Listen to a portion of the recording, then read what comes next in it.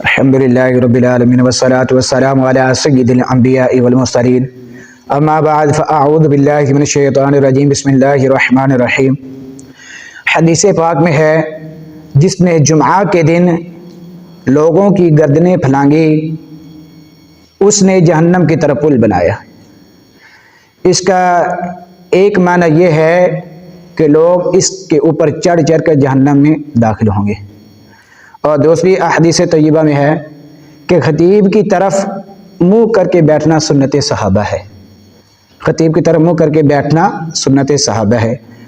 بزرگان دین رحمت اللہ تعالی علیہ فرماتے ہیں روزانہ بیٹھ کر خطبہ سنیں، پہلے خطبے میں ہاتھ باندھے اور دوسرے خطبے میں دونوں ہاتھ اپنے رانوں پر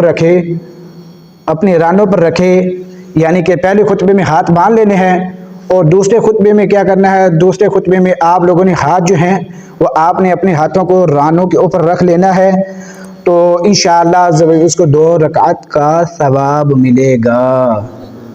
صلو علی الحبیب صلی اللہ تعالی علی محمد صلی اللہ تعالی علیہ وسلم۔